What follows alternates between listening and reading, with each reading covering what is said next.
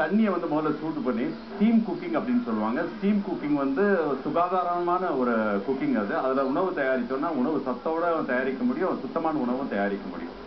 இந்த ஸ்டீம் குக்கிங்காக வந்து இவங்க வந்து வித்தியாசமா பொருட்களை உபயோகிக்கிறாங்க. வித்தியாசமான பொருட்கள் என்னவா இருக்கும்? ஒண்ணு, இது வந்து பயோமாஸ் பிரிக்கெட்ஸ் அப்படின்னு. பயோமாஸ் பிரிக்கெட்ஸ் வந்து இந்த கடலை எல்லாம் உரிச்ச பிறகு இருக்கு பாருங்க, அந்த மேல இருக்கிற ஓடுங்க, அதெல்லாம் யூஸ் பண்ணி அதில் தயாரிக்கப்பட்டதான் இந்த பயோமாஸ் பிரிக்கெட். அதே நேரத்தில் நம்ம வீட்டில எல்லாம் அந்த காலத்தில் உபயோகிப்போம் இல்லைங்களா, கொட்டாங்குச்சி. அந்த கொட்டாங்குச்சியை வந்து இவங்க வந்து யூஸ் பண்றாங்க. இது ரெண்டையுமே வந்து இப்போ வேஸ்ட் பண்ணாம இந்த ரெண்டு பொருளும் வந்து இதுல போகுது. இப்போ இதுதான் வந்து அவங்களுடைய அடுப்பு. இந்த அடுப்புல பாத்தீங்கன்னா இந்த மாதிரி பிரிக்கெட்ஸை வந்து இதை வந்து இந்த மாதிரி போட்டுறாங்க. இதுல போடும்போது இது அனலா மாறி இந்த அனல்ல இருந்து தண்ணி வந்து சூடாகி தண்ணில இருந்து வர அந்த ஆவி, அதான் நம்மளுடைய ஸ்டீம். அந்த ஸ்டீம் கொண்டு போய் தான் இவங்க வந்து அடுப்பு அதை தான் யூஸ் பண்ணி வந்து இவங்க சமையல் செய்யறாங்க.